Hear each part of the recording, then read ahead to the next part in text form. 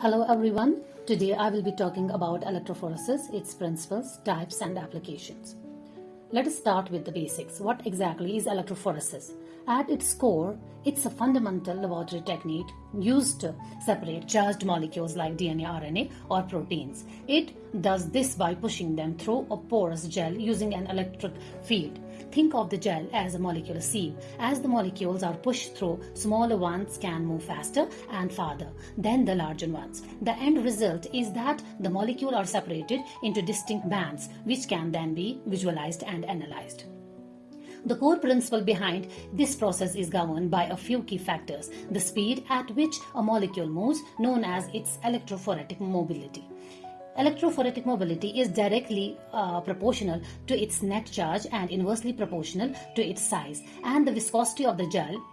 So, in simple terms, a molecule's speed depends on how much charge it has to pull it forward and how big it is, which creates drag. The gel's density also plays a role in that drag. The electrical field provides the force that drives this movement. The key takeaway here is that the higher the charge and the smaller the size, the faster the molecule will move. The success of an electrophoresis separation depends on several factors. We can categorize these into two groups: molecule-dependent and system-dependent factors. Molecule-dependent factors. These are the inherent properties of the molecules themselves. Size is the most critical factor, especially for molecules with the same charge, like DNA. Smaller molecules migrate much faster. Charge is also crucial. A higher charge density leads to the faster migration. The molecule shape can also play a role. A linear molecules move differently than globular molecules. System-dependent factors. These are the variables we control in the lab. The gel pore size, which is determined by the gel concentration, acts as oversieve. A higher concentration creates smaller pore. The strength of the electrical field affects the speed of the run, but a field that's too high can cause the gel to overheat and the band to simmer. Finally, the buffer composition is essential for maintaining a stable pH and for carrying the electrical current. Now let's look at the two main types of gel electrophoresis. The first is agarose gel electrophoresis, or AGE. The gel matrix in AGE is made from a hydrogel extracted from seaweeds, which forms large pores. We typically use a concentration of 0.5% to 2%. Lower concentrations create large pores, which is better for separating bigger molecules. The advantages of this method is it is simple, fast, and inexpensive to set up. It's also non-toxic, making it safe to handle, and it's excellent for separating large nucleic acids like DNA and RNA fragments. The disadvantages is that it has lower resolution compared to PAGE and is not suitable for most proteins or very small nucleic acid.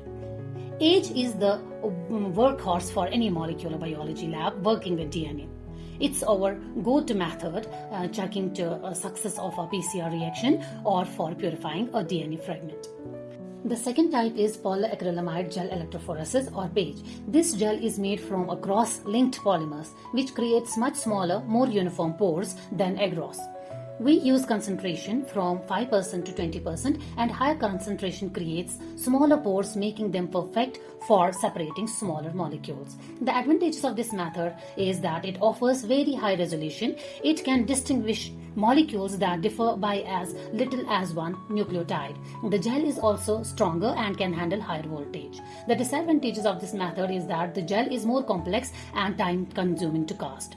Acrylamide, the unpolarized form, is also a potent neurotoxin and requires a careful handling. When you need extreme precision, you turn to PAGE. It's perfect for proteins and for techniques like DNA sequencing, where separating fragments that differ by a single base is crucial.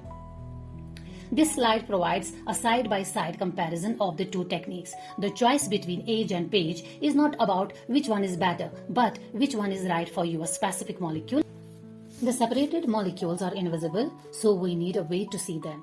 For nucleic acids like DNA, RNA, we use a fluorescent dye like ethidium bromide, which intercalates between the DNA bases. When viewed under UV light, the DNA bands will glow. It's important to note that ethidium bromide is mutagenic and must be handled with care.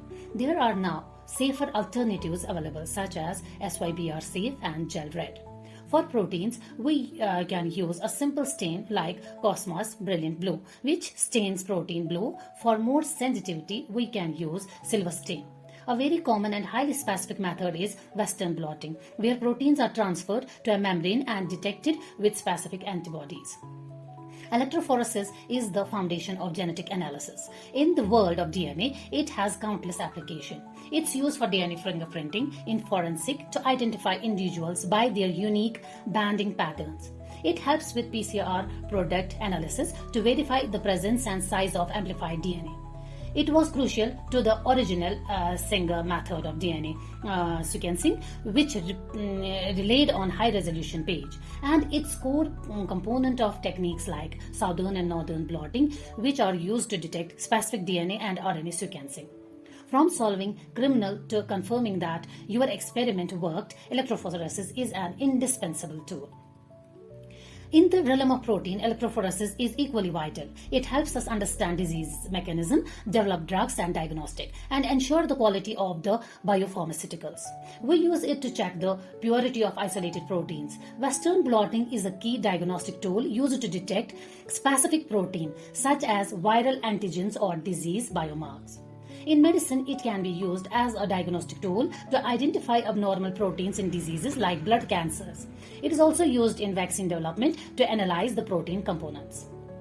To illustrate the resolving power of page, let us look at forensic DNA fingerprinting.